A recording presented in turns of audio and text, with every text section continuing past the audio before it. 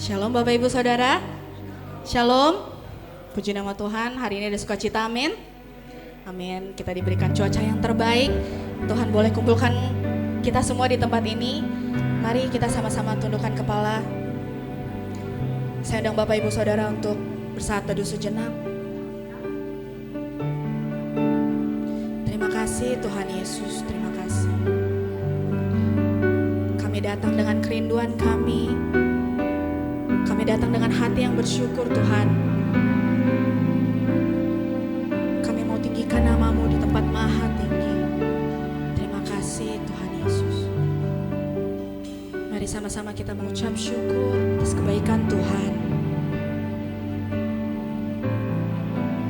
Terima kasih Tuhan. Layakan kami di tempat ini Tuhan.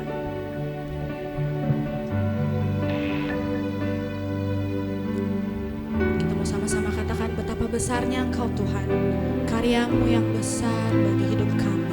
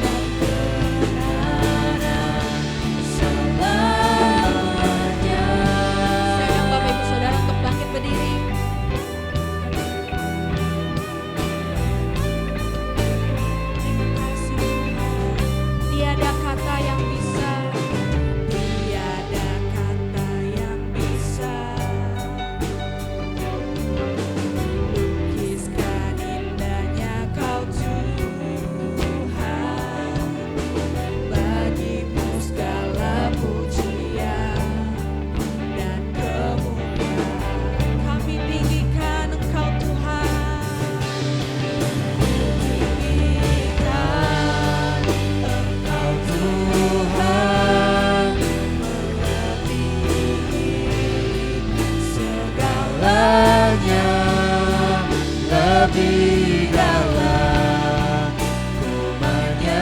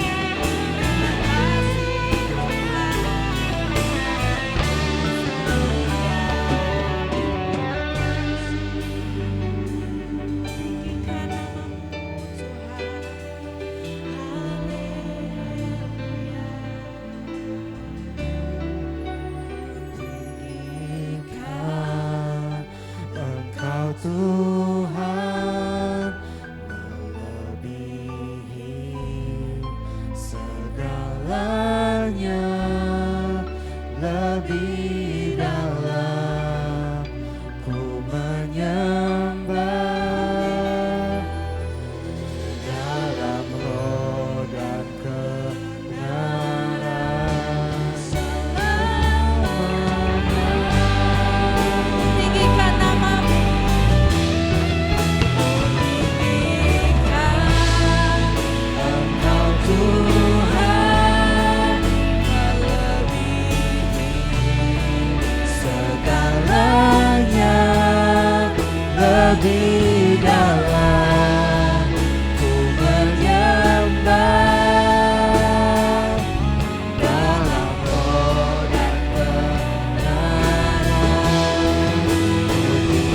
Tinggikan Engkau Tuhan melebihi segalanya lebih dalam ku menyembah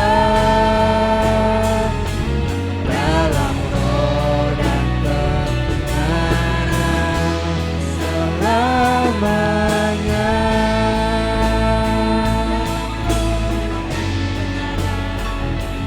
Dalam roh dan kebenaran selamanya.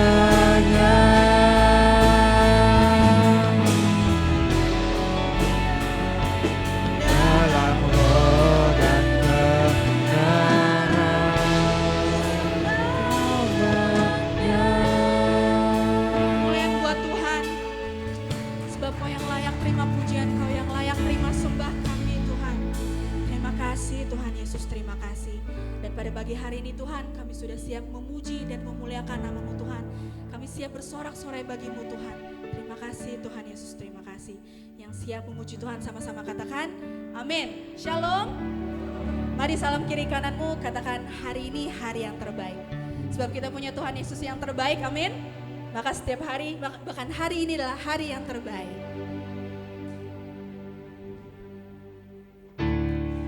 Hidupku ada di Tanganmu, Kau beri rancangan yang terindah.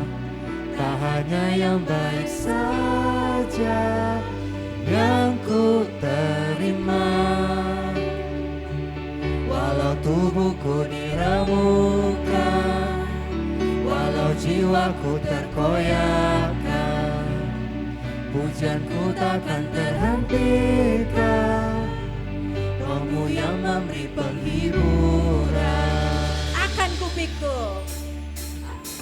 Akan kupikul salibmu, kasih setiamu, ku bertahan, Kau kuatku, teguhkan imanku. Ku mau tetap bersyukur, senantiasa bersyukur. Yang ku alami, yang kehendakmu terjadi. Ku mau tetap bersyukur, senantiasa bersyukur. Hatiku kan bersuka, sebab hari ini hari yang terbaik. Hidupku ada di tangan-Mu. Hidupku ada di tangan-Mu, Kau beri rancangan yang terindah. Tak hanya yang baik saja yang ku terima. Walau tubuhku diremukkan, walau jiwaku tergoyahkan, pujianku takkan terhentikan. Roh-Mu yang memberi penghiburan. Akan kupikul salibmu, cukuplah kasih setiamu, ku bertahan, Kau kuatku, teguhkan imanku. Akan kupikul. Akan kupikul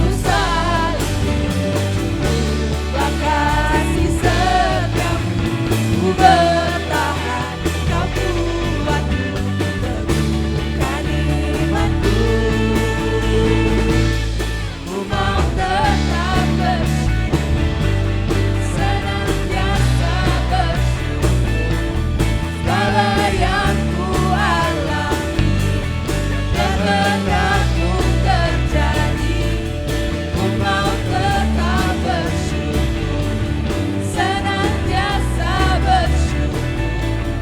Hatiku kan bersuka, sebab hari ini hari yang terbaik.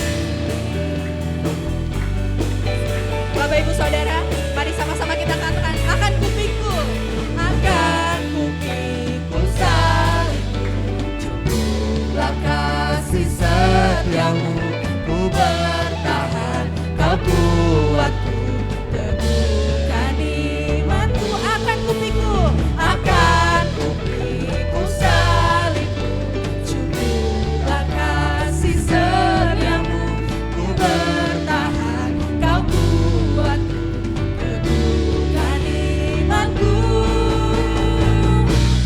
Ku mau tetap bersyukur, senantiasa bersyukur. Segala yang ku alami, biar betapapun terjadi, ku mau tetap bersyukur, senantiasa bersyukur. Hatiku kan bersuka, sebab hari ini hari yang terbaik. Sebab hari ini hari yang terbaik. Sebab hari ini, sebab hari ini hari yang terbaik. beri kemuliaan buat Tuhan. Luar biasa. Kita punya Tuhan yang hebat, Tuhan yang luar biasa, amin. Amin. Kita mau katakan, sebab Tuhan baik, kasih setianya luar biasa di dalam hidup kita. Ayo musik.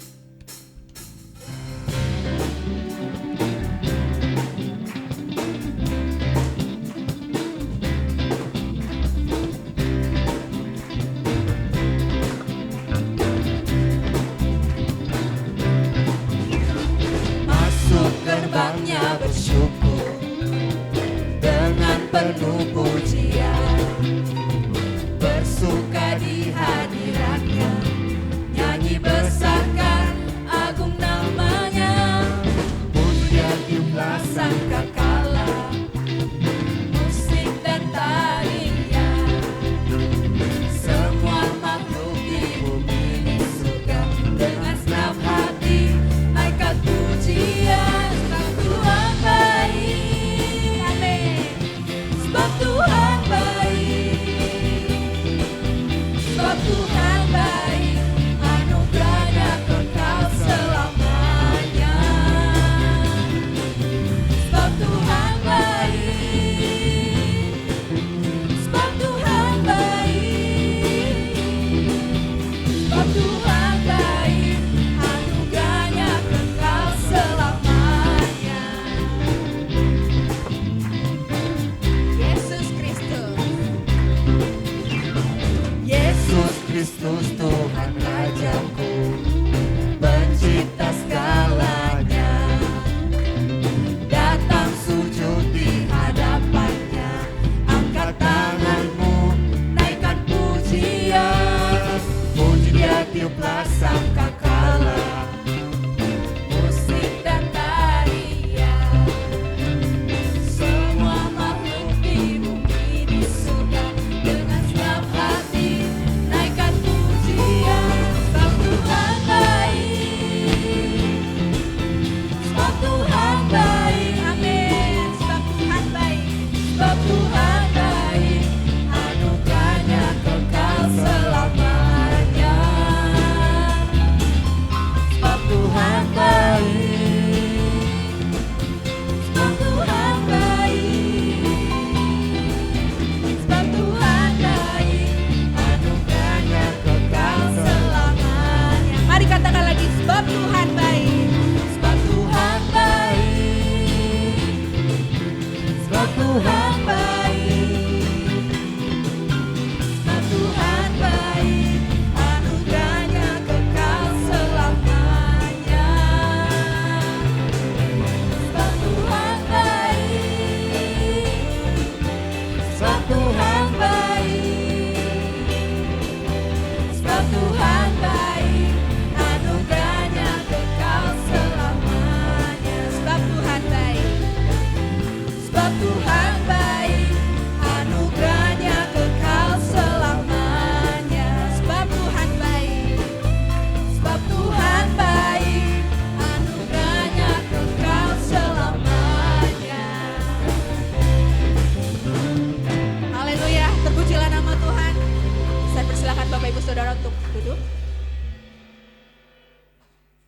kasih Tuhan. Bapak Ibu Saudara, mari kita siapkan hati kita untuk mendengarkan kebenaran firman Tuhan pada pagi hari ini.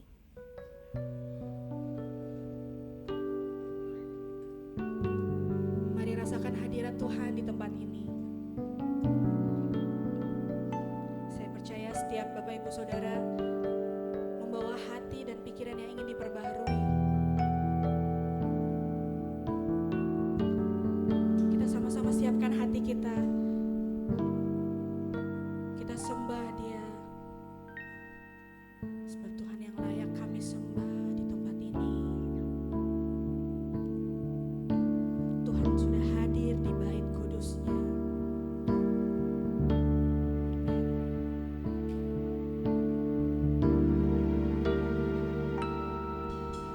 Tuhan hadir di bait kudus-Nya.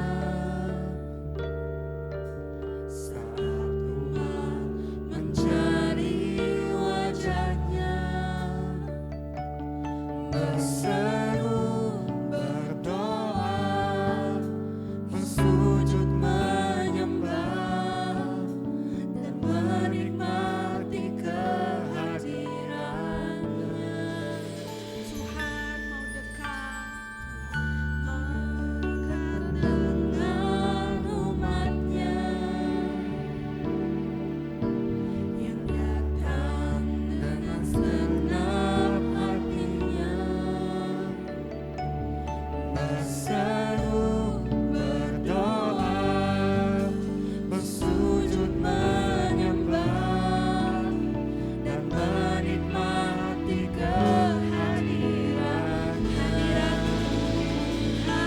hadirat-Mu memenuhiku. Hadirat kudus-Mu penuhi bait-Mu, dan ku tersungkur menyembah-Mu. Yang ku nampak hanya kemuliaan-Mu. Kita sama-sama nyanyikan lagu ini. Tuhan hadir di bait kudus-Nya. Tuhan hadir di bait kudus-Nya. Saat umat mencari wajah-Nya, Kami berseru, bersorak, berseru, berdoa, bersujud menyembah, dan menikmati kehadiran-Nya. Tuhan mau dekat. Tuhan dekat dengan umat-Nya yang datang dengan segenap hatinya, berseru, berdoa, bersujud menyembah, dan menikmati kehadiran-Nya. Tuhan, Hadirat-Mu memenuhiku. Hadirat kudus-Mu penuhi bait-Mu, dan ku tersungkur menyembah-Mu. Yang ku nampak hanya kemuliaan-Mu. hadirat-Mu. Hadirat-Mu memenuhiku. Hadirat kudus-Mu penuhi bait-Mu, dan ku tersungkur menyembah-Mu. Yang ku nampak hanya kemuliaan-Mu.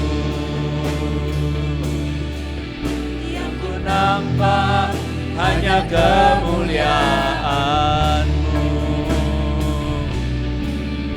Yang ku nampak hanya kemuliaan-Mu. Haleluya, haleluya. Terima kasih. Ya lama-lama syukur.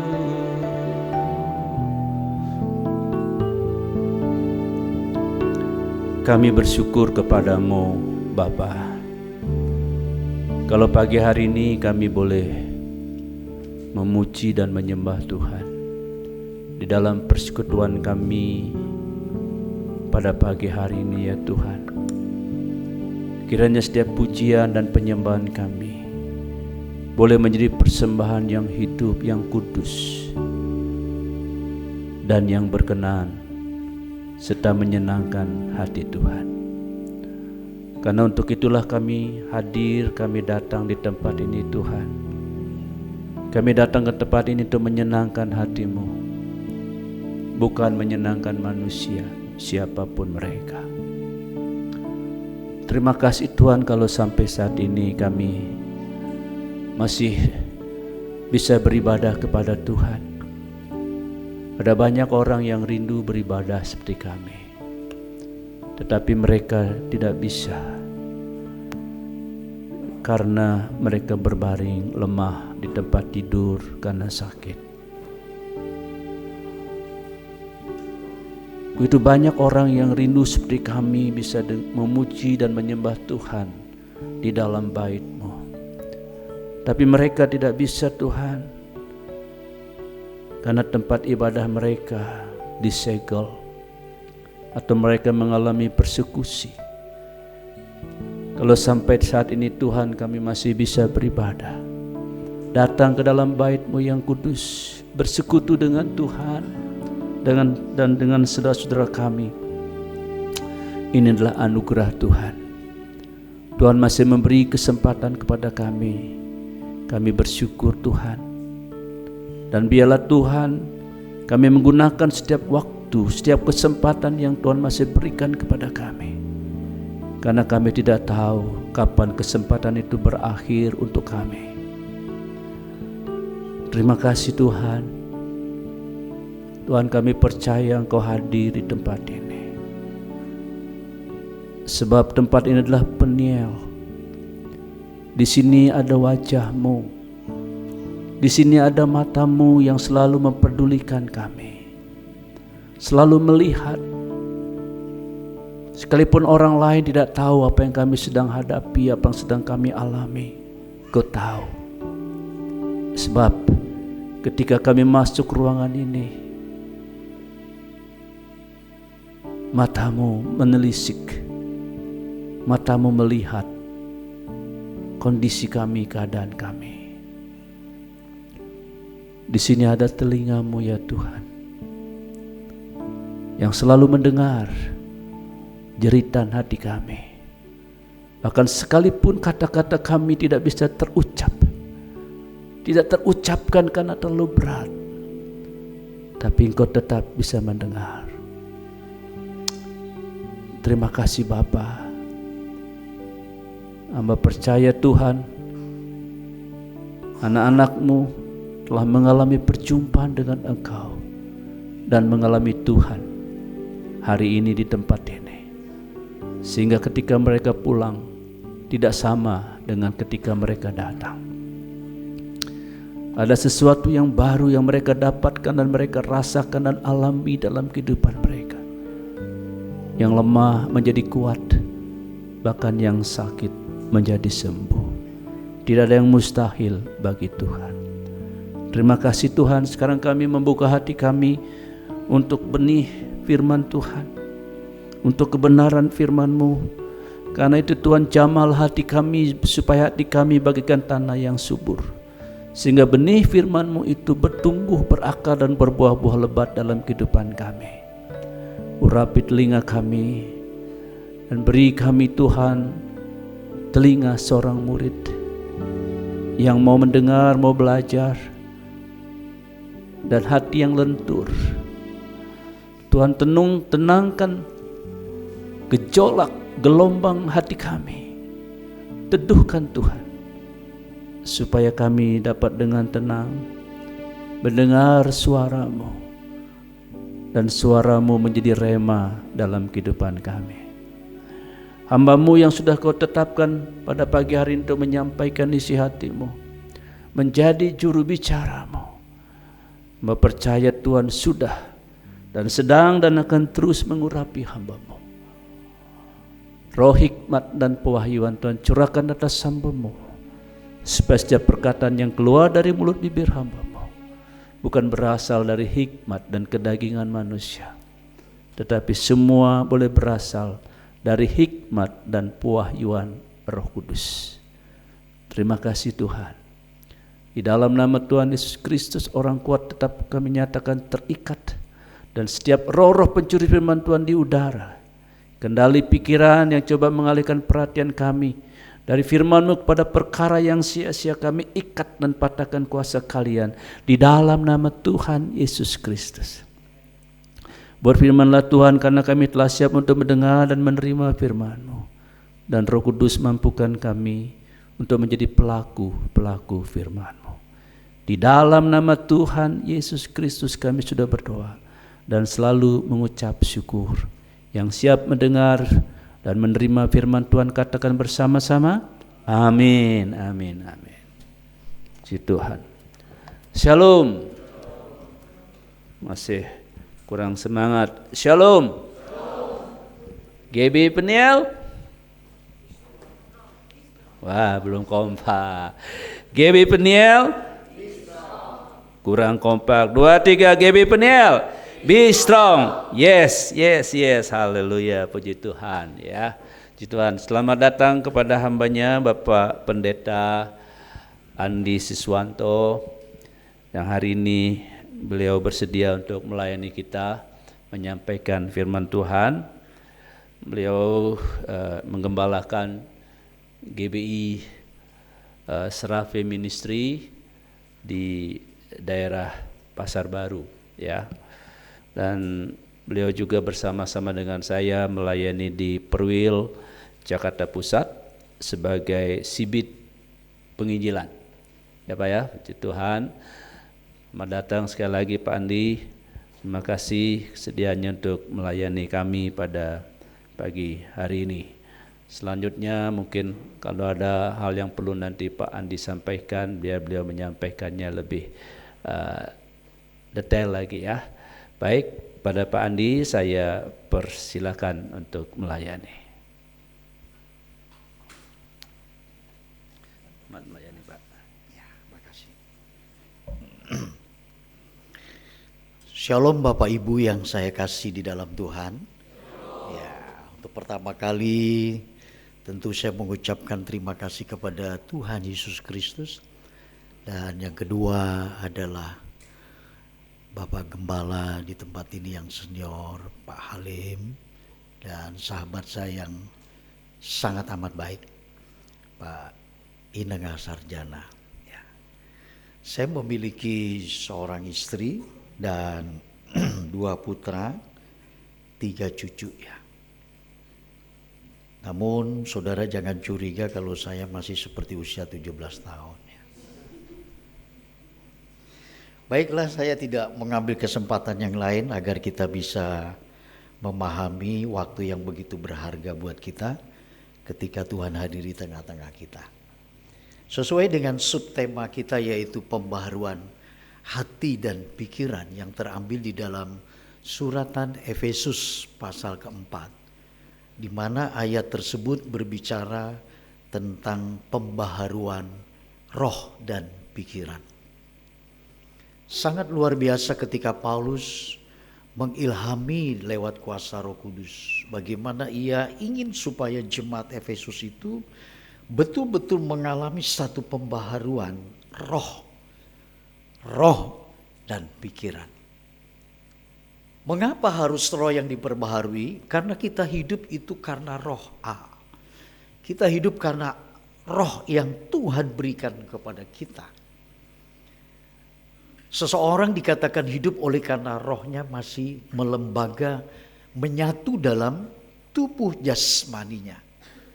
Namun ketika orang didefinisikan ia sudah mati, maka rohnya itu keluar. Dan dia tidak memiliki lagi kehidupan. Sangat relevan dengan kehidupan kekristenan kita juga demikian.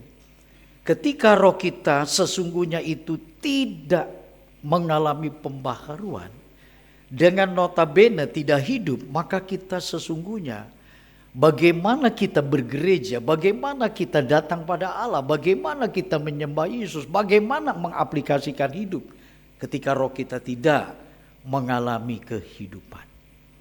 Saya berpikir sekarang sangat banyak sekali yang tidak bisa saya sampaikan dalam arti berapa banyak gereja sekarang ini mengalami kesuaman kuku. Dingin, tawar. Dan itu di mana-mana merambah, bukan satu dua gereja, bukan satu denominasi, hampir seluruh lapisan denominasi. Baik Pentakosta, baik karismatik, apapun yang kategorikan yang kala tahun 70-an. Api Pentakosta ku punya, ku biarkan menyala. Wah, hebat sekali. Nah, untuk itulah Bapak Ibu yang saya kasih di dalam Tuhan, transformasi memiliki divisi, yaitu perubahan bentuk, sifat, dan juga fungsi. Jadi ketika transformasi ini adalah sesuatu perubahan dari bentuk, dari sifat, bahkan juga dikatakan di sana adalah fungsi. Semestinya gereja ketika mengalami satu transformasi, gereja di sini definisi yang seperti Paulus katakan adalah kita orang percaya. Kita orang percaya yang di dalamnya Allah berkehendak supaya kita betul-betul mengalami transformasi. Memang transformasi itu mulai tren, kalau saya salah mohon maafkan, mulai tren itu sekitar tahun-tahun di akhir tahun 90-an. Atau di pertengahan 90-an, bagaimana transformasi itu digaungkan dan hampir seluruh gereja mulai mengenal arti transformasi. Dan akhirnya kata transformasi ini semakin digerus dengan keadaan zaman. Digerus dengan politik, digerus dengan budaya, digerus lagi dengan IT, digerus lagi dengan persoalan hidup. Sehingga mau tidak mau, arti transformasi tidak begitu penting lagi buat kita.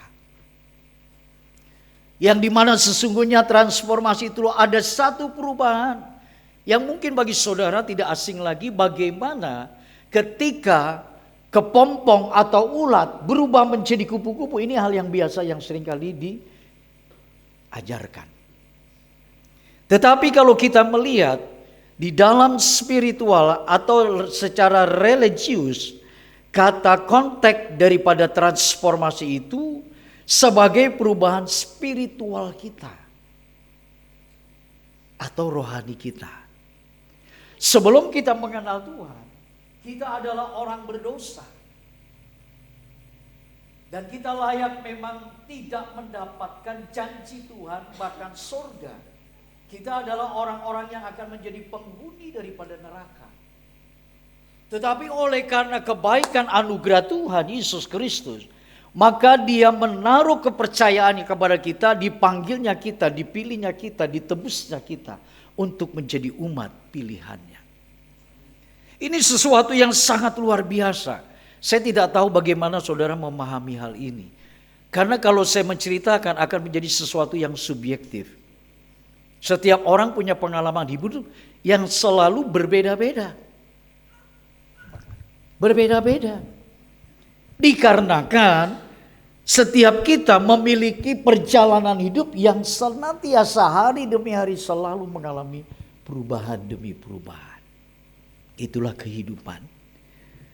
Nah, kalau kita melihat secara religius bahwa di dalam transformasi itu spirit kita harus berubah. Dulu ketika kita belum mengenal Allah, mungkin kita tidak tahu bagaimana Tuhan itu yang begitu luar biasa. Kita buta akan kebenaran firman. Kita buta akan siapa yang disebut sebagai pencipta langit bumi ini.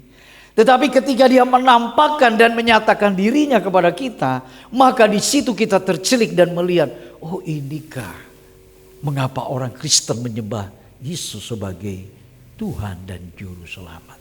Itu menjadi pertanyaan saya ketika di dalam ketidakmengertian saya Tuhan panggil saya tahun 1979. Saat itu usia saya baru 17 tahun. Bapak Ibu, dan yang menarik bagi kita adalah di dalam kehidupan kita yang dulu dalam keberadaan berdosa, sekarang kita hidup di dalam kesucian. Itu sebuah transformasi, memang perubahannya ke sana. Tidak ada yang lain yang Tuhan panggil kita, Tuhan pilih kita untuk hidup kita yang berdosa menuju kepada kesucian yang Dia janjikan, dan di sana kesempurnaan kita akan tinggal dengan Tuhan selama-lamanya. Oh, ini menarik, luar biasa. Tidak ada pengajaran yang sedemikian yang menjanjikan untuk kita memiliki surga yang kekal. Saudara boleh catat dan cari di mana ajaran yang di dalamnya baik nabi, baik pengajarnya yang hidup dan sekarang di surga. Hanya Yesus Kristus yang mengajarkan itu. Jikalau kekristenan tidak dibangun dari fondasi transformasi bentuk kita, sifat kita, fungsi kita, buat apa? Ada pengajaran yang lebih baik. Mohon maaf, puasa 40 hari. Boro-boro orang Kristen, nah boro-boro ini bahasa Belanda ya saudara. Boro-boro orang Kristen puasa sehari saja gak mampu. Gak ada niat. Tidak ada keinginan, kerinduan bahwa dia berpuasa ini karena saya mengasihinya. Saya mencintainya sebagaimana Kristus juga berpuasa. Kata puasa ini hampir sirna, gak ada lagi menggaung di dalam setiap gereja ataupun anak Tuhan, apalagi seorang gembala atau pendeta. Riskan kan?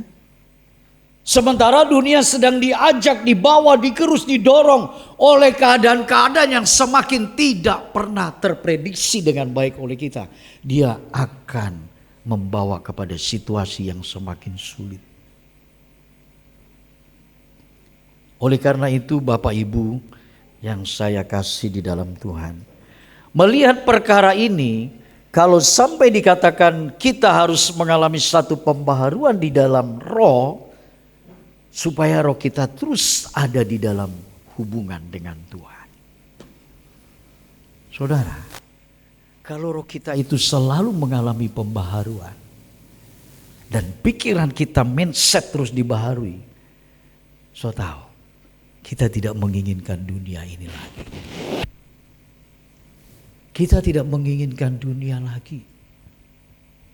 Pantas kalau ketika Yesus berkata bahwa aku bukan dari dunia, aku dari surga. Aku datang. Nah, orang-orang yang mempercayainya sebagai murid, sebagai orang yang mempercayai, dia juga punya mindset yang memang tidak menginginkan dunia. Lalu apa sekarang kita ada di dunia? Kita menjalankan visi dan misi yang Tuhan mau. Sampai kita selesai untuk menjadi saksi Kristus. Yang menarik bagi kita adalah ketika satu cerita yang terambil di dalam Injil Yohanes. Mungkin pasal 4 ini saudara pernah mendengar. Saya yakin percaya. Bagaimana seorang perempuan yang berdosa bertemu dengan Yesus di sumur Yakub. Manakala si perempuan ini, mohon maaf, tidak pernah muncul, terbetik dalam pikiran apalagi hatinya. Dan firman Allah menceritakan di dalam Injil Yohanes pasal 4 ayat keempat yang menarik bagi kita. Di situ dikatakan Yesus harus melewati Samaria.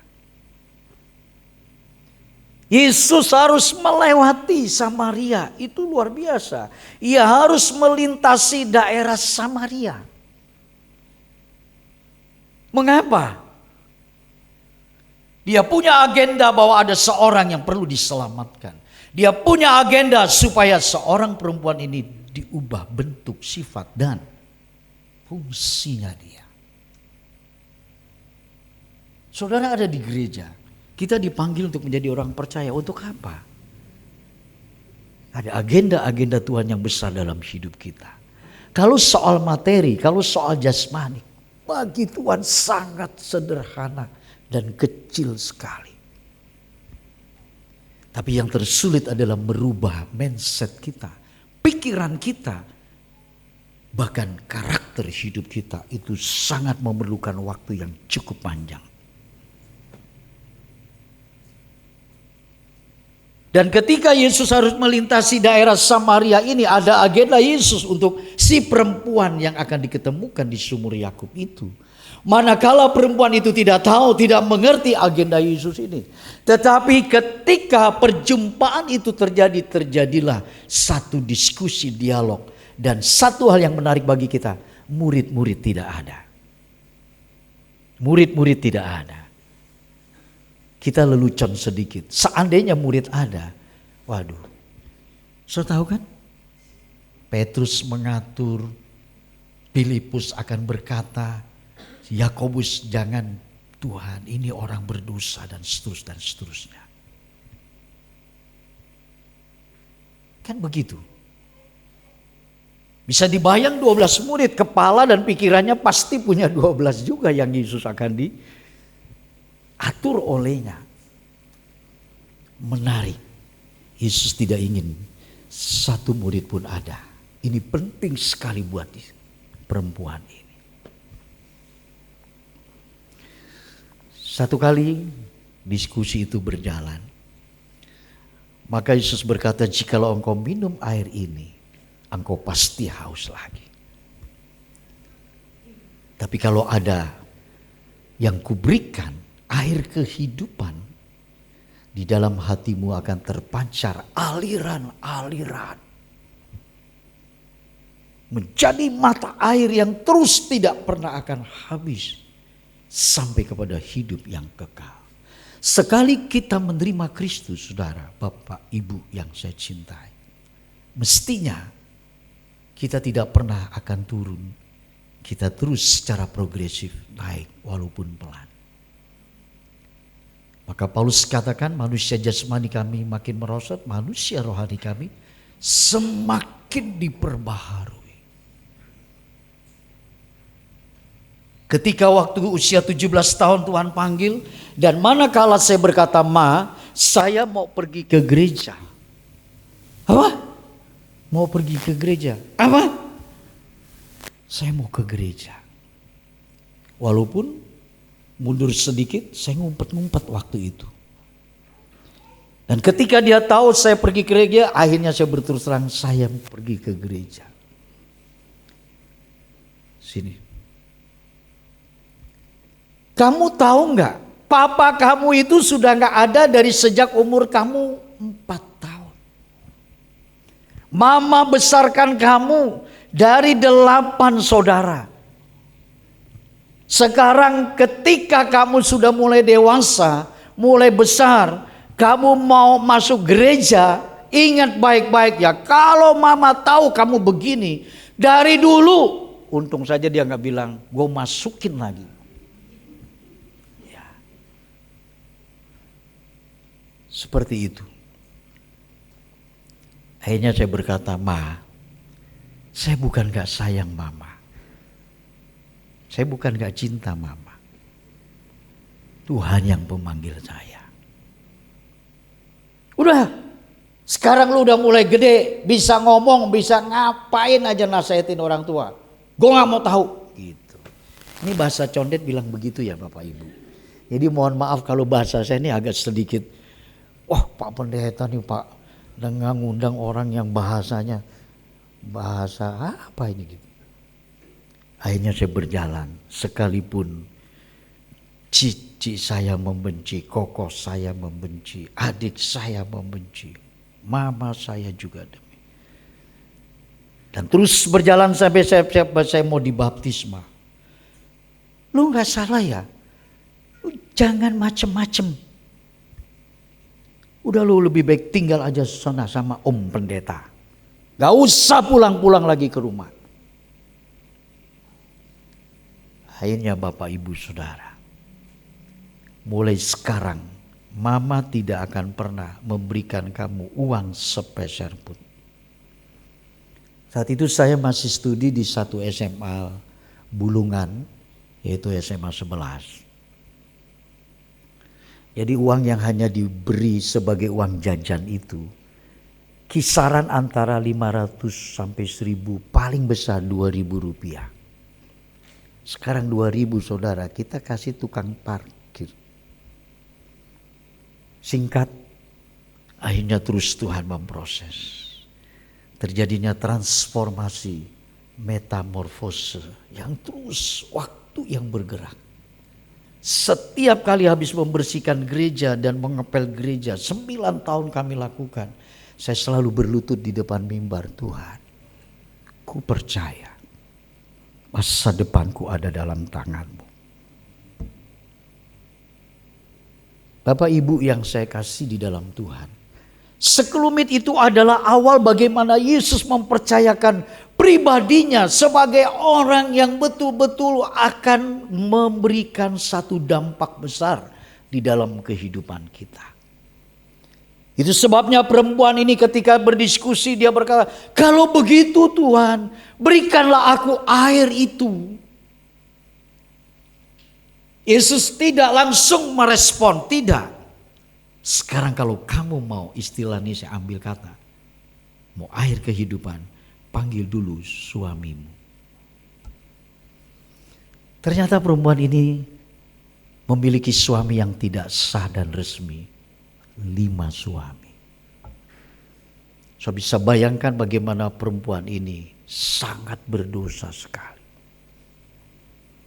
Pantas dia punya agenda orang ini. Jadi kalau saudara dipilih, dipanggil, dan saya juga, kita orang yang paling berdosa dibanding orang-orang lain. Dibanding saudaraku, dibanding sahabatku, dibanding teman-temanku, kita orang yang paling berdosa. Kasihnya, agendanya yang membuat kita terus berjalan. Sehingga bisa kita rasakan, maka disitulah perempuan Yahudi berkata, aku tidak punya suami. Yesus berkata, benar.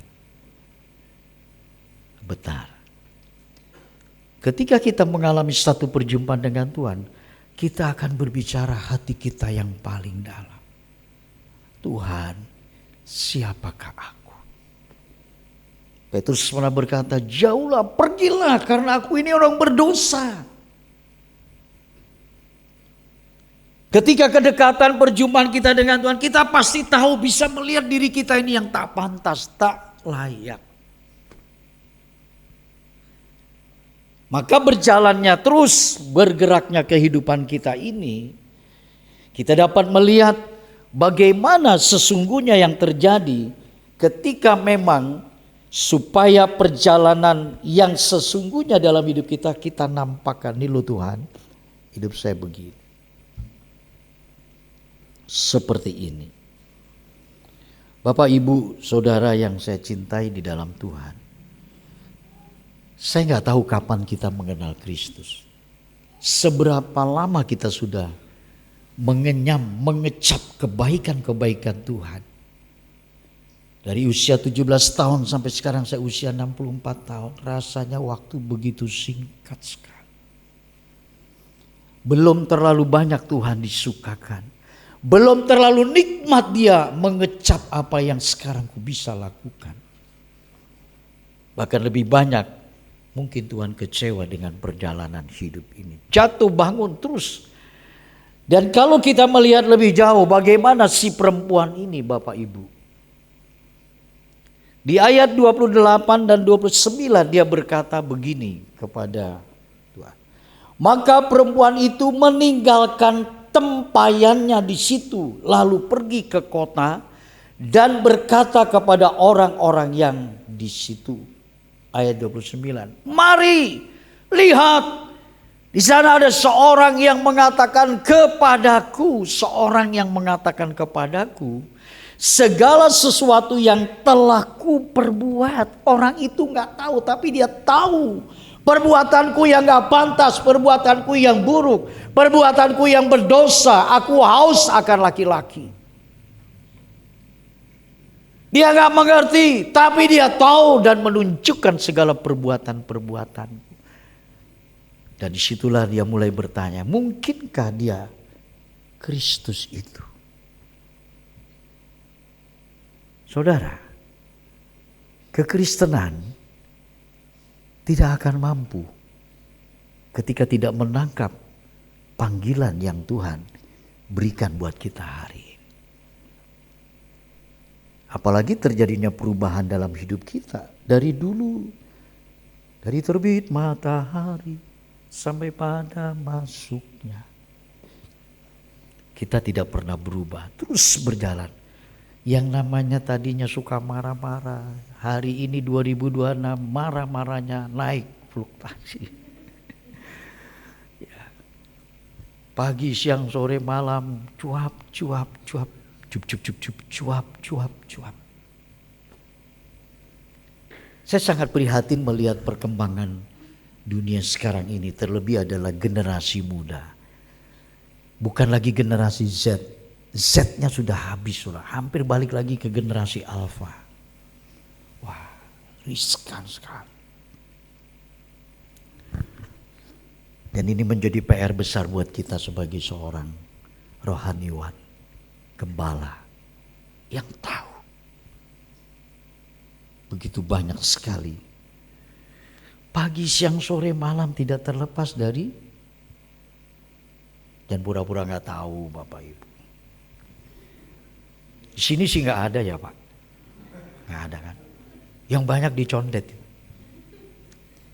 pegang HP, bangun tidur pegang HP, naik motor juga masih sempet-sempetnya. Dia lampu merah, dia buka HP gini, waduh. Kita lagi makan bersama, mestinya gathering nih, sharing, together satu sama lain, dia tetap aja main HP juga. Wah. Nikmat sekali, seperti tidak ada yang bisa memberikan kenikmatan itu kecuali itu.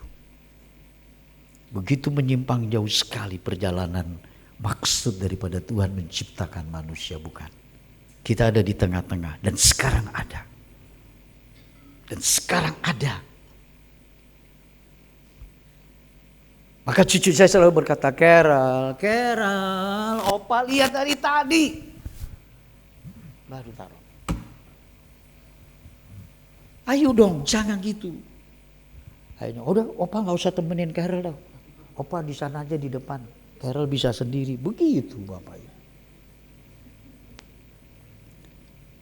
Anak umur 3 tahun sudah bisa beli blend box pakai Sophie. Coba. Kita dulu gak kenal sama sekali begitu. Ini realitas bukan? Kita ada di tengah-tengah dunia yang sekarang begitu adanya. Maka kita kembali lagi, bagaimana ketika si perempuan ini menceritakan kepada orang banyak, bagaimana sebetulnya sesungguhnya dia adalah orang yang tidak pantas dan berdosa. Dan diceritakan itu loh aibnya dia yang aneh, aibnya, buruknya, dosanya diceritakan pada orang-orang banyak. Kalau kita kesaksian gimana? Kan yang baik-baik kan? Aduh kalau di rumah Bapak Ibu istri saya belum bangun, saya sudah bangun loh. Saya sudah berlutut, saya berdoa, saya doakan keluarga, istri dan kita kesaksian begitu. Tapi perempuan ini bersaksi dari apa yang dibuatnya. Seorang pembicara terkenal, sudah internasional, seorang wanita, yaitu pasti saya sebutkan namanya, Bapak Ibu pasti tahu, Joyce Meyer. Dia mengarang buku yang cukup banyak dan saya suka sekali buku-bukunya. Ya, seorang pemimpin yang dibentuk dan seterusnya. Maka pengalaman hidup Joyce Meyer di usia yang mungkin masih sangat relatif kecil, saya nggak tahu tidak ceritakan, sampai usia dia beranjak kepada dewasa, maksudnya dewasa mungkin remaja atau pemuda. Dia menceritakan tidak ada kebahagiaan dalam rumah tangga papa mamanya. Mungkin rumah tangganya itu seperti neraka yang tidak ada damai, ketenangan, dan sukacita. Mengapa? Justru dia mengalami ketakutan besar.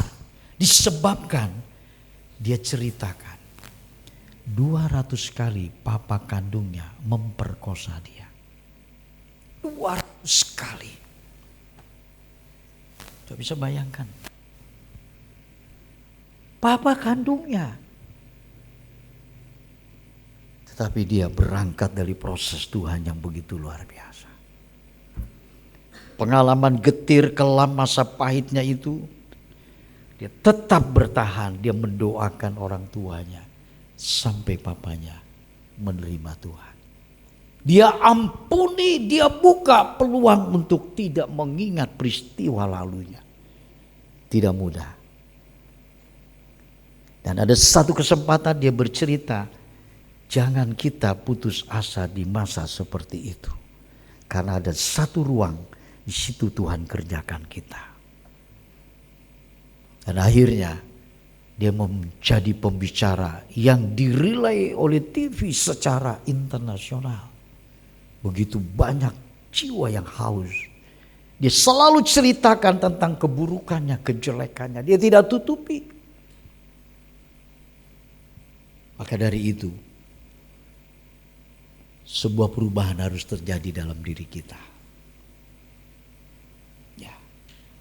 Dan itu yang Tuhan berkehendak. Supaya bagaimanapun harus terjadi dalam hidup kekristenan yang Tuhan sudah karyakan dalam hidup kita. Coba kita melihat bagaimana di ayat 39 dalam Injil Yohanes 4 ini. Dan banyak orang Samaria dari kota itu telah menjadi percaya kepada Tuhan karena perkataan perempuan itu. Yang bersaksi, yang mengatakan, ia mengatakan kepadaku segala sesuatu yang telah kuperbuat. Orang percaya kepada Kristus karena dia bersaksi bahwa aku perbuat, dia yang tahu. Saudara, kalau kita melihat sebuah transformasi adalah perubahan bukan di permukaan. Tapi perubahan ini harus ada di dalam diri setiap orang percaya secara fundamental. Dari prinsip-prinsip yang penting dalam hidup kita. Saya percaya waktu kita masih muda kita ingin kaya, kita ingin hebat, kita ingin. Saya dulu cita-cita Bapak Ibu, mungkin kaget kalau saya dengar. Maaf kalau saudara dengar. Saya ingin menjadi seorang pelukis terkenal di dunia. Coba. Nggak tanggung-tanggung kan Pak? Mau terkenal pelukis di dunia. Mungkin saya sangat suka sekali dengan Avandi. Ya, saya suka lagi dengan salah satu Blanco. Siapa itu yang pernah di Bali? Orang Itali itu. Dan pernah lagi entah nama jelasnya Bagong Kussudiarjo atau apa itu. Jadi banyak sudah terbawa ke sana arah saya. Sekarang cucu saya gambarnya pintar sekali Bapak. Jadi di handphone dia lihat dia gambar. Dibikin blend box dikasih temennya. Saya kembali lagi jangan supaya terlalu jauh. Jadi ada hal dalam kehidupan kita ketika kita berprinsip menjadi orang nanti terkenal. Menjadi orang berhasil, menjadi orang sukses, menjadi orang yang hebat. Ternyata ketika Tuhan panggil di usia 17 tahun, semua tujuan itu selesai. Dan akhirnya Tuhan pakai saya untuk melukis setiap hati kita. Dari perkataannya Tuhan sendiri. Saudara, kalau kita melihat dan mengalami Tuhan secara langsung, memang benar bahwa tidak cukup waktu untuk kita menceritakan tentang cinta dan kasih-Nya. Ada begitu banyak prinsip-prinsip kehidupan kita yang penting mesti kita harus serahkan pada Tuhan. Dan mungkin bila ada orang kita pernah mendengar di luar sana berkata, kita hidup ini cuma sekali di dunia. Sebab itu mari kita nikmati. Apa saja kita, makanya tidak heran kalau orang-orang dunia itu menghabiskan waktu di Sabtu malam Minggu itu, wah selesai. Wah mereka senang. Sampai Minggu pagi ada yang mabuk dan seterusnya. Itu bagi mereka, please silakan. Tapi ketika Tuhan panggil kita, terjadi metamorfose, perubahan dalam hidup kita yang signifikan. Waktu kita habis di gereja, waktu kita habis pelayanan, waktu kita habis bersama diskusi dengan Tuhan yang kita kasih. Jangan punya pikiran terlalu dangkal. Kalau begitu, kapan saya kerja Pak Pendeta? Kapan saya usaha? Kapan saya melakukan aktivitas lain? Tidak. Dimanapun kita punya profesi, saat memang Tuhan panggil demikian, disitulah kita menjadi saksi yang hidup. Bukan cuma di gereja, bukan cuma pelayanan di sekolah Alkitab atau dan seterusnya, tapi pelayanan kita di segmen-segmen di luar sana. Dengan pelanggan, dengan mungkin rekan sekerja, dengan mungkin orang yang belum mengenal Kristus, kita ceritakan. Sekalipun penuh dengan risiko di zaman sekarang ini, tapi kalau ada roh Tuhan, Tuhan pasti tolong kita. Saudara, di sanalah kita memiliki satu prinsip hidup, bukan lagi kita nikmati hidup sebagaimana seperti orang dunia katakan. Nilai kehidupan kita tidak tergantung kepada titik kedudukan di dalam waktu. Apakah kita muda, kita parubaya, atau kita tua. Atau dalam satu titik kita gagal atau kita berhasil. Bukan di situ. Tapi hidup kita berprinsip karena Tuhan sebagai sumber kehidupan, Dia yang mengatur, Dia yang mengarahkan. Maka waktu dan seluruh kehidupan kita merupakan karunia yang Tuhan berikan di dalam hidup kita. Luar biasa. Kita menjadi orang yang sangat berarti di dunia ini, sangat berdampak. Karena kita menyadari hidup kita ada Kristus yang diam dalam pribadi kita. Setiap minggu sudah menjadi satu asumsi kita untuk rindu sekali bersekutu dengan Tuhan. Dengan sahabat-sahabat gathering. Sekalipun kita punya waktu yang banyak bersama dengannya. Sebab waktu bukan lagi wadah. Waktu yang kita miliki 24 jam ini dari mungkin pukul 1.00 sampai kita bertemu lagi. Waktu adalah bukan merupakan sebuah wadah. Tapi waktu adalah relasi hubungan kita dengan Tuhan. Kita gak punya banyak waktu ini Bapak Ibu. Tadi pandangan sempat berdoa, Tuhan kami tidak tahu kapan waktu kami akan pulang. Kapan Tuhan panggil? Tapi menarik bagi kita ketika Paulus, kematianku sudah dekat. Dia tahu. Alangkah indahnya ketika kita menyiapkan hidup kita ini.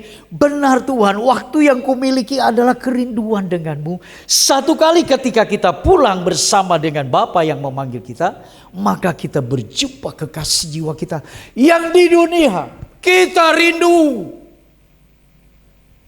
Kita sangat merindukan kekasih jiwa kita, Tuhan Yesus Kristus. Biarkan kita berjalan dengan apa yang Dia percayakan buat kita. Jangan mengeluh, jangan bersungut. Maka tadi pujian mengatakan selalu bersyukur. Mana bisa Pak, saya gak ada uang sepeser pun untuk ongkos pergi. Tetap bersyukur sekalipun kita harus berjalan. Ada maksud-maksud Tuhan di dalam perjalanan itu. Sekalipun dengan air mata karena Dia tahu saya tidak punya sepeser uang pun. Kita tetap menyatakan kemurahan-Mu lebih dari hidup. Wah, itu menggelorakan saudara. Menggelorakan sekali cinta kita. Maka pantas ketika Yesus berkata, kalau air yang kuberikan kepadamu, kamu tidak akan pernah haus lagi. Menunjuk dia sumber air kehidupan yang memenuhi hidup kita. Kita tidak menginginkan yang lain. Kita tahu hanya dia yang kita inginkan. Yang menarik bagi kita, ketika kita menginginkan Tuhan, maka kita berdampak, berefek. Kita semakin sayang istri, semakin sayang keluarga, semakin semangat kerja, semakin bertanggung jawab. Orang kerja jam 8, saya jam setengah 8 sudah datang. Orang pulang kantor jam 5, saya pulang bisa jam 5 lewat. Jam 6 bila perlu. Tidak usah lagi pimpinan manajer yang berkata, di mana pekerjaan kamu? Tidak perlu lagi. Karena kita adalah orang yang sudah diubah. Kita berkata, Pak, ini tugas yang pernah Bapak minta. Loh kan saya belum cuma, tapi ini perubahan luar biasa. Itulah orang percaya, bukan orang Kristen. Karena Kristen berKTP, bagaimana itu dibutuhkan sebuah aklamasi yang memang kita ke sana. Tapi kalau orang percaya, Yesus tidak pernah berkata, jadilah orang Kristen. Tapi Yesus berkata, biarlah engkau percaya. Menjadi orang percaya. Percayakah kamu kepadaku? Kata Tuhan. Saudara, untuk itu sebagai salah satu daripada perenungan ini, maka saya akan menyaksikan satu bagaimana Tuhan memanggil. Satu kali ketika di tahun 1980 dan manakala saya menempuh pendidikan di salah satu SMA yang tadi saya katakan SMA 11. Di situ SMA yang cukup bonafit dan favorit dari begitu banyaknya sekolah-sekolah di Jakarta. Di sebelah kanan itu ada SMA 6. Tempatnya gudang artis. Ada Tino Karno, Yesi Gusman, Rano Karno, itu di sana. SMA 6. Kira-kira sekitar 300-400 meter ke kiri. Di situ ada 2 SMA yang bersejajar. SMA 9 dan SMA 11. Singkatnya Bapak Ibu. SMA itu bertengkar. Tetapi ada satu hal yang Tuhan begitu luar biasa. Sampai satu kali perang pecah. Maka semua guru-guru itu bersembunyi di bawah meja. Karena ini batu sudah terbang ke sana, terbang kemari, botol, piring, pokoknya apa saja dilempar. Dan singkat kata, kita semua ngumpet. Tapi seorang laki-laki yang ada di dalam kelas itu cuma saya doang. Semua wanita. Karena mengapa Bapak Ibu? Saya guru sekolah minggu. Nah, pada saat teman saya berkata, Andi, lu mana solidaritasnya? Setia kawannya, kita lagi perang nih dengan anak SMA sebelah. Kamu diam saja di sini. Udah, saya tetap diam aja, saya baca buku, ya sudah. Gak lama yang perempuan, wanita-wanita ngomong, Andi, gue pengen tahu lu laki-laki apa perempuan sih? Waduh, ini udah harkat diri Bapak Ibu. Lu perempuan apa laki-laki? Wah, saat itu saya dari duduk baca buku, saya tinggalkan, saya jalan. Saya tunjukkan saya laki-laki. Dan begitu saya keluar pintu kelas, itu Roh Tuhan berkata, kamu jangan ikut-ikut.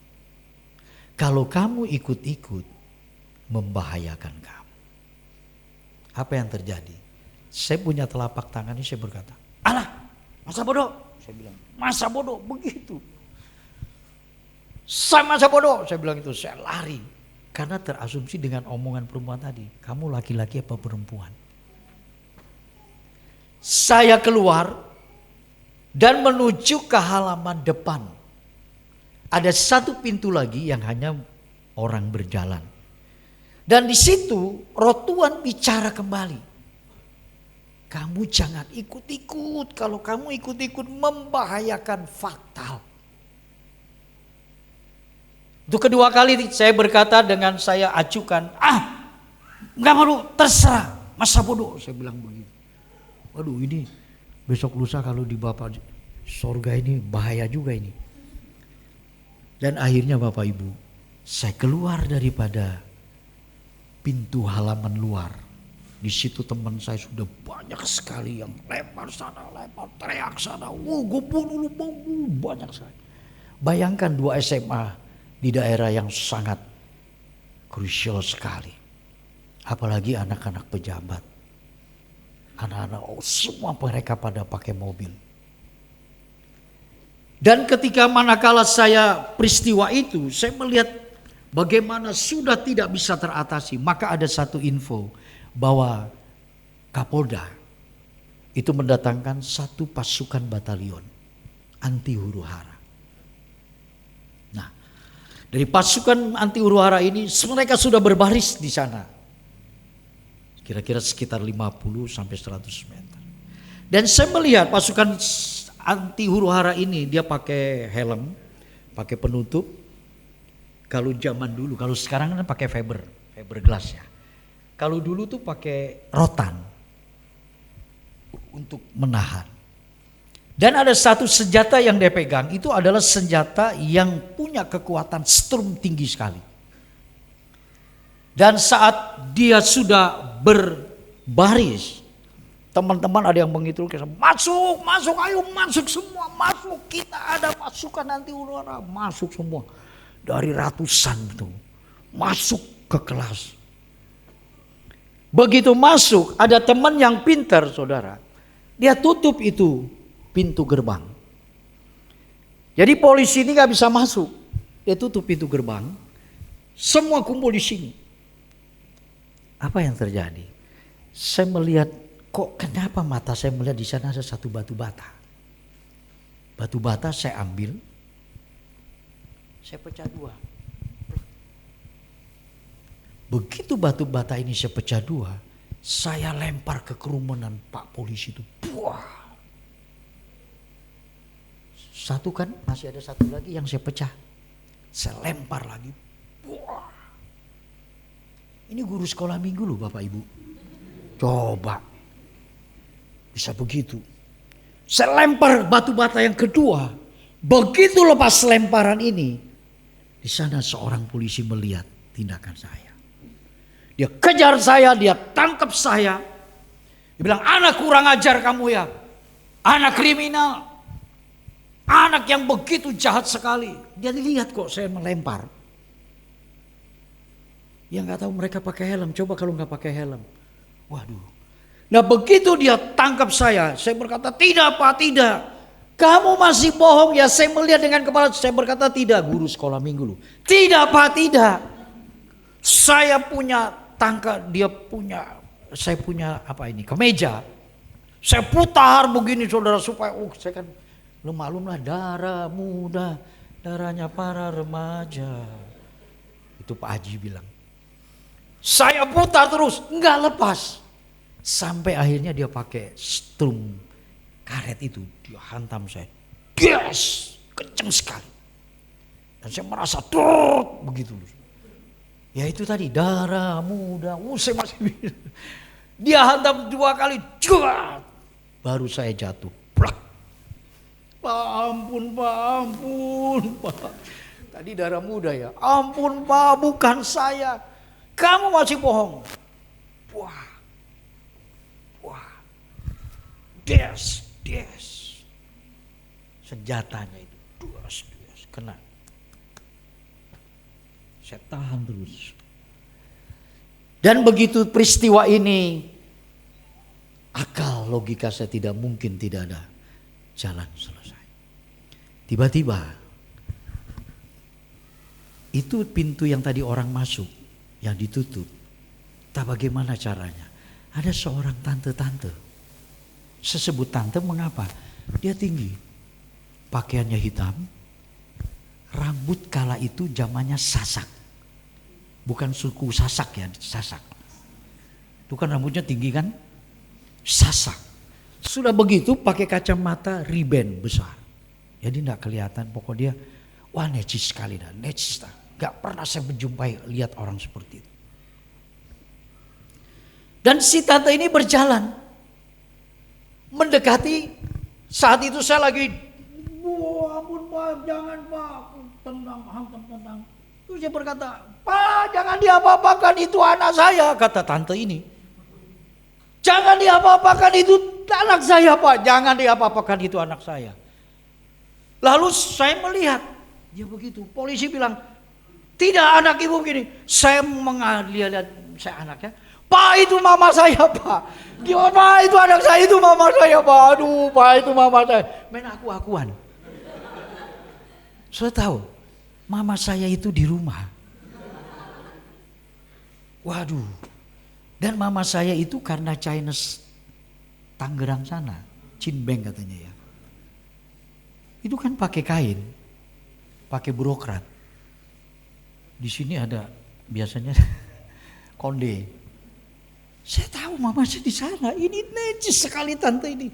Tapi dia bilang, Pak itu anak saya jangan diapa-apakan. Tidak, anak ibu telah melakukan tindakan kriminalitas. Maka dia harus ditahan. Akhirnya ibu ini masuk, tante ini. Begitu dia sudah masuk, saya dibawa. Tangan kanan seorang polisi, tangan kiri seorang polisi. Terus di dekat pintu gerbang, saya udah gak ngeliat lagi tuh tante itu kemana. Set gitu aja kan. Nah, begitu saya diestafetkan ke petugas yang ada di depan. Petugas itu berkata apa? Ini anak, dari tadi memang saya lihat nakal sekali. Waduh, berarti petugas itu melihat saya juga saudara. Ini anak nakal sekali, dari tadi lari, lempar sana lempar. Waduh, guru sekolah minggu Bapak Ibu. Waduh. Dan begitu saya dipindahkan lagi, saya berjalan ke depan. Saya melihat di sana itu ada satu truk. Beberapa teman saya itu sudah kumpul. Info, ini anak-anak yang tangkap akan dimasukkan penjara di Kapolda. Dan teman-teman saya yang dari belakang, itu Andi lu Andi, aduh Andi kesian banget dia ditangkap, itu Andi. Saya nengok, hati siapa? Gak ada satupun yang bisa menolong saya. Tadi dia berteriak, mana setia kawan kamu? Tadi dia berteriak, lu laki-laki apa perempuan? Tidak ada yang bisa menolong. Begitu saya dibawa terus, saya ingat Allah Roh Kudus berkata, kamu ikut-ikut membahayakan, fatal. Akhirnya Bapak Ibu Saudara, saya berteriak kencang sekali. Yesus, ampuni saya. Oh, teriak sama nih sekarang. Kalau saudara nggak dengar kan nggak mungkin. Maka teriakan saya ini didengar oleh banyak orang, polisi, dan menjadi perhatian seorang wartawan. Ya foto saya dari jauh, bidikannya itu. Ceklek. Tahu Bapak Ibu, saya tutup begini. Dia foto, saya tutup lagi. Mengapa? Saya guru sekolah minggu. Saya orang Kristen. Saya punya gereja. Saya punya orang tua. Pasti mereka akan buat saya memalukan mereka. Semakin dekat lagi kepada itu, saya teriak lagi, Yesus tolong saya Tuhan, ampuni saya anak durhaka. Datang ini seorang kapten. Sebelum sampai kita ke kiri, mobil datang. Serahkan anak itu sama saya, kata kapten. Serahkan anak itu sama saya. Serahkan, bawahan di jenderal. Gak tahu bintang apa, masih kembang atau apa, saya gak paham itu. Diserahkan, saya peluk kapten itu, saya rangkul dia, saya menangis masih berkata, Tuhan aku anak berdosa. Aku anak kurang ajar Tuhan, aku anak yang tidak dengar-dengaran kepada. Kapten itu berkata apa? Sudah, kamu tuh udah besar, kamu tuh udah SMA, nangis begini, malu dengan yang lain. Saya diam. Terus begitu dia ajak saya, bukan ke kiri truk itu, tapi dia ke kanan. Di situ sudah ada mobil polisi yang berlogo Komnak. Dia samperi mobilnya itu, dia rogoh-rogoh kantong. Saya pikir kunci borgol. Saya berkata, ini Pak. Gak tahu kunci mobil. Masuk. Ingat, jangan kamu berusaha untuk lari. Baik Pak. Ya kunci lagi dari luar. Takut saya lari. Kunci lagi dari luar. Dalam hitungan detik, saya di situ memakai waktu berdoa. Tuhan, ampunilah aku. Aku anak kurang ajar, anak tidak dengar. Saya menyesali. Tuhan, aku hanya minta satu hal saja. Antarkan aku pulang sampai depan rumahku pas. Aku gak ngerti bagaimana cara Tuhan melakukan. Cuma aku percaya Tuhan, tolonglah aku. Antarkan aku pulang sampai depan rumah pas. Begitu saya selesai berdoa, kapten polisi ini buka pintu. Rumah kamu di mana, Dek? Rumah saya di Celilitan, Pak, di Condet, Keramat Jati. Ya sudah. Kamu jangan nakal lagi ya? Ya Pak. Sebentar. Nanti anak buah saya akan mengantarkan kamu pulang sampai depan rumah kamu. Pas. Doa yang saya katakan, polisi ini juga katakan. Aku akan antarkan pulang sampai depan rumah kamu pas. Dipanggil anak buahnya. Siap. Antarkan anak ini pulang sampai di depan rumahnya pas. Jangan di tengah jalan. Wah, saudara tahu terjadi hujan lokal. Ser. Gak tahu lagi mau bilang apa dengan Tuhan. Sampai di rumah, mama saya kaget karena sudah berantakan semua, baju sobek dan seterusnya. Saya berkata, udah mah, jangan khawatir, jangan takut. Tapi kenapa lu? Udah, yang penting saya katakan kalau bahasa Cinbeng sana, yang penting Owe udah selamat mah. Owe udah ada di sini gitu loh. Nih Owe udah di sini kan? Ya udah, lu mandi. Saya mandi, saya cepat bergegas, saya pergi ke gereja mengajar sekolah minggu, mau persiapan Natal. Lu baru saja sakit lu begini. Udah, sekarang saya mau ngajar ya. Mama tenang aja. Hari Minggu, gembala saya, dia suruh anaknya, saya lagi ngajar sekolah minggu, anaknya datang ke gereja. Andi, coba kasih yang lain dulu ceritanya. Kamu dipanggil sama papa. Waduh, saya masuk. Ada apa nih? Nggak tahu papa mana. Ya udah saya masuk. Gembala saya duduk situ. Duduk Andi. Ya Om, ada apa Om? Dia kasih koran, kamu lihat. Itu fotonya siapa? Waduh, saya Om. Saya minta maaf Om, saya minta maaf. Memang kenapa bisa begitu? Udah Om, ceritanya panjang, saya minta maaf Om. Seorang petugas dibawa, seorang pelajar dibawa seorang petugas saat kejadian perkelahian. Bukan cuma di headline-nya. Kalau dulu tuh kalau tidak salah Suara Pembaruan atau Sinar Harapan, saya lupa itu. Headline-nya. Terus nyambung, ada lagi waktu saya lagi begini. Waktu saya begini ada lagi di sambungannya. Perkelahian pemuda, harapan bangsa. Waduh. Akhirnya Om Gembala Ya sudah, Tuhan mau pakai kamu. Ya Om, terima kasih. Saya ngajar lagi. Saudara, jangan pernah kita mencobai melukai Tuhan. Terlalu baik. Biarkan saya saja yang menjadi contoh. Ngelempar kepala polisi.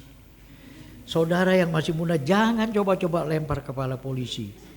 Mungkin dapat pertolongan seperti Andi itu. Jangan. Itu jahat sekali. Cukup saya. Lewat penutupan daripada perenungan ini, akhirnya kesimpulan. Dengan yakin dan percaya kita bahwa Yesus Kristus adalah Tuhan dan Juru Selamat kita, maka waktu yang teragung dalam hidup kita bisa muncul di titik manapun dalam kehidupan kita, karena Tuhan ada dengan kita. Jangan kita putus asa, jangan kita mengeluh, jangan kita tidak percaya. Udah selesai hidup kita begitu. Nah, belum selesai. Hidup kita punya progresivitas, Tuhan yang menolong kita. Saya tidak tahu persoalan apa, ekonomi apa yang membuat kita menjadi lemah, lesu, tawar. Nah, mestinya kita seperti perempuan ini. Dia terus. Karena hatinya mengalir aliran-aliran hidup. Sebab itu ketika Kaleb meminta bagian warisan kepada Yosua. Yosua, aku minta warisan seperti yang dikatakan oleh Musa. Ketika Musa berkata, aku umur 40. Sekarang aku umur sudah 80. Tapi semangatku tetap sama. Orang yang punya Tuhan yang hidup tidak pernah semangatnya patah. Karena dia punya Kristus. Dalam hatinya mengalir. Dalam hatinya mengalir aliran hidup yang tidak dipunyai oleh siapapun. Kecuali engkau bertemu dengan Kristus. Seperti perempuan ini. Tuhan Yesus memberkati kita. Amin. Saya mengundang mungkin WL musik, singer untuk maju ke depan. Kita akan tutup sebelum dalam doa. Kita nyanyikan satu pujian, musim selalu akan berganti.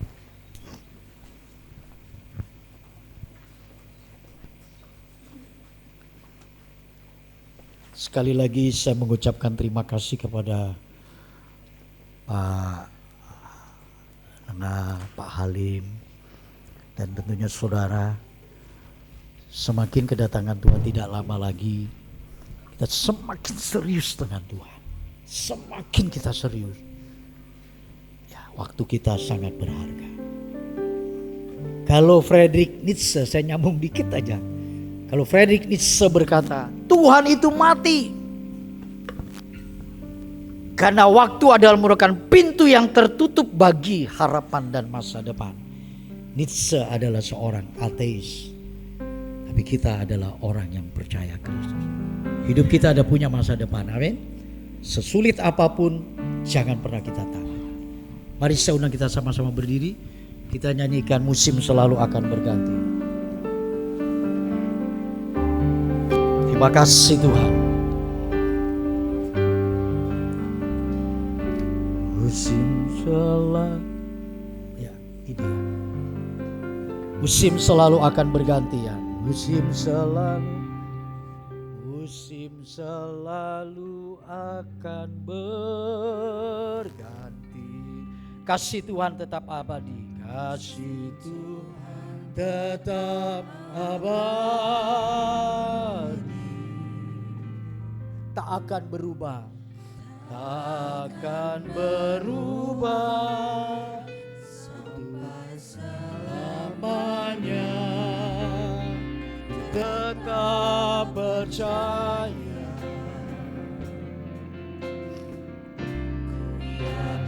Tuhan memberkati. Ku yakin Tuhan melindungi. Ku yakin Tuhan melindungi. Burung di udara. Burung di udara. Tuhan pelihara. Haleluya. Tuhan selalu menolongku. selalu menjagaku. Menjagaku selai rambutmu tak akan terjatuh tanpa saya. Haleluya.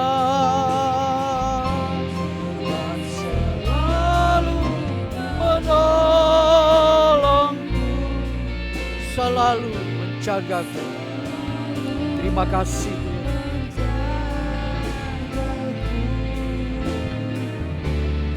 Dia mengenyangkan dan peliharaku seumur hidup. Dia mengenyangkanku,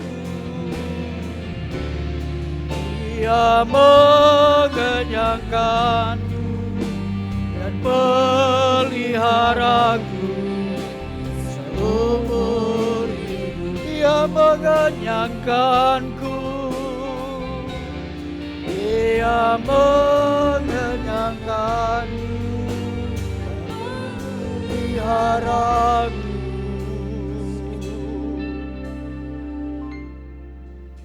seumur hidup.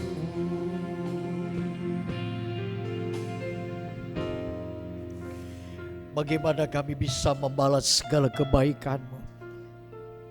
Siapakah kami, Tuhan? Jikalau Engkau izinkan untuk kami mempermuliakan nama-Mu, biarlah Engkau ditinggikan, Engkau diagungkan, Engkau dimuliakan. Sangkawatan iusan sa itang kawatan Lu. Tingkiwara lang kawasan liusan sa itan. Tingkiwalang kawasan sa itang kawatan usan. Tuhan, Kau kuduskan setiap nurani kami, batin kami, agar kami tidak mencuri kemuliaan-Mu. Siara lawasan, siara lain. Dikiwasan lialawasani. Haleluya.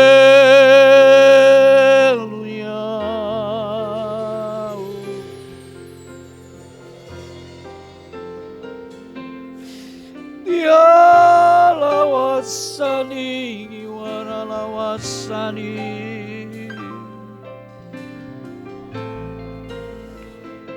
Terima kasih Tuhan. Terima kasih Engkau tanamkan firman-Mu dalam hati kami. Jangan hamba-Mu yang mengatakan ini, yang mengkhotbahkan. Biarkan ku lebih dahulu melakukan dibanding dengan mereka yang mendengar. Terima kasih Bapa. Terima kasih Tuhan Yesus Kristus. Terima kasih Allah Roh yang Kudus. Ku tidak takut lagi. Ku percaya Engkau Allahku yang hidup. Biarkan kami menggeliat dan bertanggung jawab untuk kami dapat melakukan, menjalani hidup ini. Dipermuliakanlah nama-Mu. Terpujilah Tuhan. Kami percaya seluruh rangkaian doa ini Tuhan yang ditinggikan dan diagungkan. Jadilah kehendak-Mu, bukan kehendak kami. Di dalam nama Tuhan Yesus Kristus kami berdoa dan kami mengucap syukur. Haleluya. Mari kita semua yang percaya mengatakan amin. Tuhan memberkati.